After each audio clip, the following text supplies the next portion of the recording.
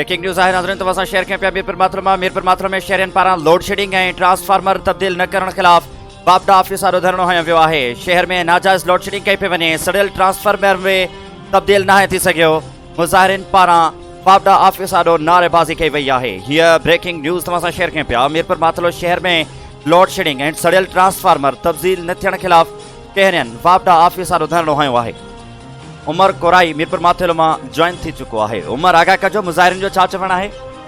जी असफ मीरपुर माथुर जे चन्ना मौला जे रावसन ट्रांसफार्मर तब्दील न करण खिलाफ एहतजाजी मुज़ाहिरो कयो आहे। चन्ना मौला जे रावसन अज़हर हुसैन चन्ना, इमाम बख्श इफ्तिखार अहमद चन्ना ऐं ॿियनि बाबडा ऑफिस आॾो एहतजाजी मुज़ाहिरो कंदे चयो आहे त 8 ॾींहं अॻु पाड़े जो ट्रांसफार्मर सड़ी वियो आहे, जंहिंखे तब्दील न कयो पियो वञे, जंहिं सबबि सख़्त गर्मी में खेनि सख़्त तकलीफ़ काटणी पवे थी। हुननि चयो त मजबूर थी बाबडा ऑफिस आॾो आज एहतजाज करियूं पिया।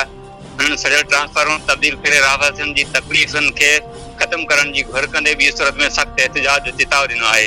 होॾां बाबडा अमलदारनि खे मसइले जे हल जी ख़ातिरी कराए धरणो ख़त्म करायो आहे। जी आहे मोहम्मद उमर कोराई इन हवाले सां तमामु तर सूरत-हाल खां आगाह कयो आहे। मीरपुर माथुर में 8 ॾींहं अॻु सड़ियल ट्रांसफार्मर तब्दील न थी सघियो आहे।